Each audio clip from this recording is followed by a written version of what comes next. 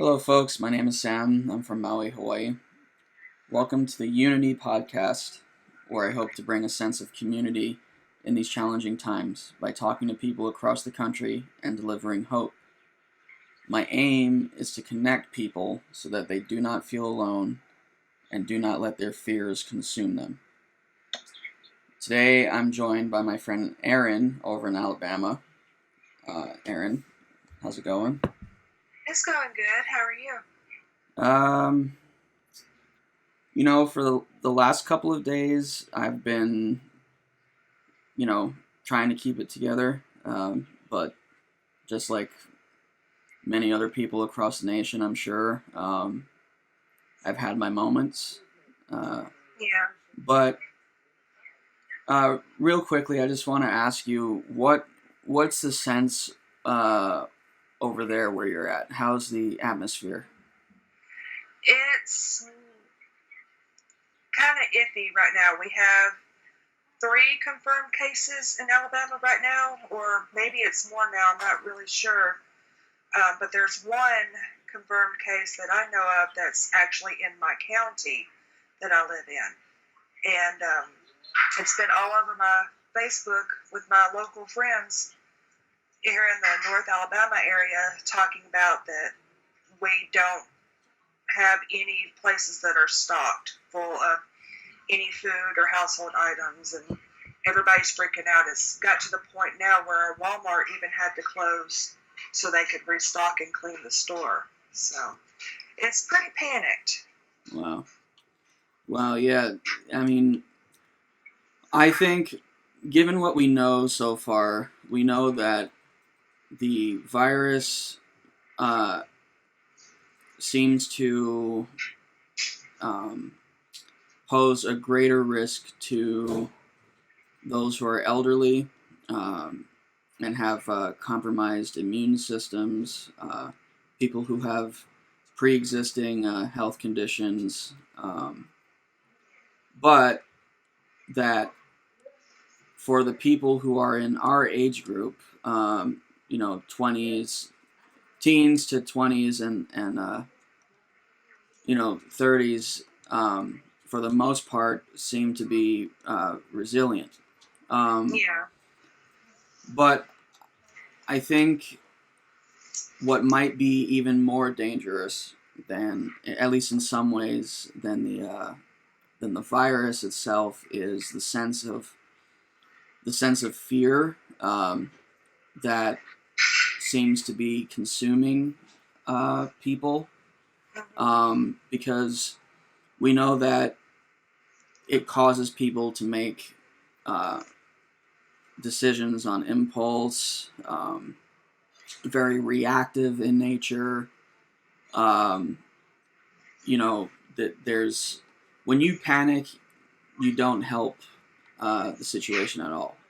Exactly. And I think that what people need to realize is that there are people working around the clock right now. Our healthcare providers, our healthcare professionals, that are doing everything in their power, everything that they can to get this under control and to save as many people as they can. And we have to have faith in their abilities, and we also have to have faith in our own resiliency. And I think now, I think is in the silver lining in all of this is that it's allowing people to slow down, um, spend time with their families, or I just want to say, if you are living alone or if you are living with family members, maybe who are elderly, or if you just feel overwhelmed, I think it's important that you know that you're not alone. Definitely. You know, as we're hunkering down in our homes now, I think that it's important that we uh, hold on to this feeling of community, as I said in the intro, and that's what I hope to do with this. And so, Erin, I just want to ask you, uh, how have you been managing? How have you been, keeping calm? Well, I pretty much, well, I watch the news, pretty much all the time. So I'm trying to stay as updated as I can. And I think that kind of helps relieve the anxiety because I know what's going on, you know. Mm-hmm. And I have a tendency to not really go anywhere anyway due to other issues. But when I do go out, I just listen to the advice from the CDC. And there's a difference between being concerned and being safe and panicking. And I think so many people confuse, um, concern with panicking. And, just because you follow the advice of washing your hands and spatial awareness, staying 6 feet away from people, and staying away from crowded places doesn't mean that you're necessarily panicking. Panicking is what's going on right now with the hoarding and the buying of all the stuff you don't need. And so I tend to do that when I do go out. And when I'm at home, I like to keep informed because that helps me staying informed. Mm-hmm. There's probably people who are the opposite, and however you deal with it is fine as long as you're not harming anyone else. Right. But yeah, that's pretty much how I deal with it. Well, I think, it is always good to be, in the know.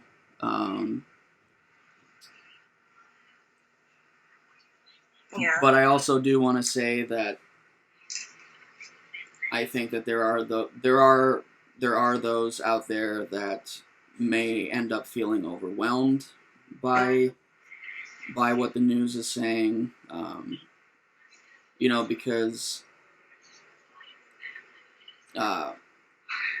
you have one news station saying one thing, another news station saying another thing, and yeah, it is overwhelming. It can be, especially with all the information out there. So I think it's good to just take a step back sometimes and just kind of get your mind off of things. Like I've been playing Skyrim the past couple of weeks, the past week or so, and just kind of taking a break from all the attention and kind of helps me get my mind right too. And it's also important to remember that just because this is going around doesn't mean you can't still take some time for yourself. Like you can go for a walk outside, just be aware of the spatial distancing, 6 feet away, but you can still go out and go for a walk, go to a dog park, stuff like that.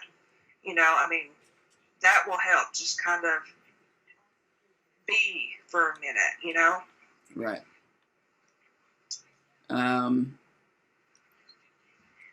So I think that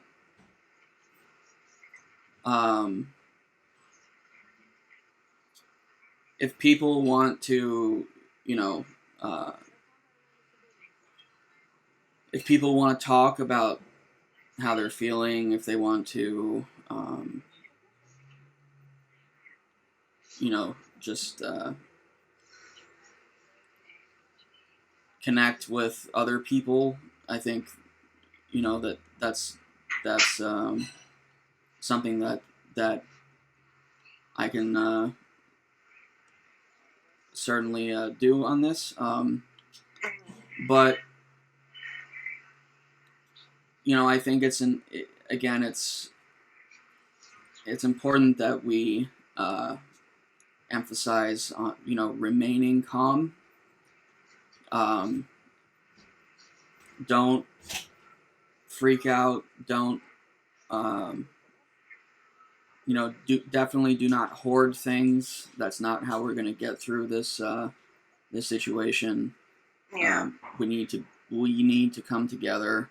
Um, we need to help one another, and uh, ridiculing other people or uh, pointing fingers, that's not going to help either. I just think that this is a change. It is definitely a change on how we live our lives, not just here in the United States, but also all over the world. Yeah. But we are a highly adaptable species. I mean, we've endured many different challenges over the course of our evolution, and we've got through all of them. We can get through this, Exactly. and the main thing is just keep washing your hands. Don't touch your face, and you'll be fine. Just keep that in mind. And Yeah. No handshaking. yeah. At least not for a while. Not for a while, yeah. But um, they're not going to stop infrastructure. Like, I heard that electric companies are going to be like waiving fees for 60 days for a lot of customers. The internet is not going to stop. Shipments, cargo shipments are not going to stop. So do not buy up everything, okay? Because that just makes the job of these folks who are working to resupply even harder. And we want to keep things as steady as possible right now. Exactly. So, bottom line is, remain calm. Know that you're not alone. If you want to talk, that's what this is going to be for. Anyone can call in, like Erin here. And, I'm going to be doing this probably daily, maybe even more frequent than that, depending on how it takes off. If more people want to call in, but is there anything that you would like to add, Erin? I think you pretty much summed it all up. I mean, you're not alone. There's others here. We're going to get through this together. And, as Mr. Rogers always said, look for the helpers. There's always going to be those who are going to help others. And hopefully, Sam here will make this podcast, well, not hopefully, he is making it great. But hopefully it will really take off and we can realize that, by staying together, we are helping one another. So just, it's going to be okay. We're going to get through this. Yes, we will. And if you would like, I'm going to be posting this on YouTube. And then if I figure out how to, add it to iTunes or Spotify, I will do that. But for the time being,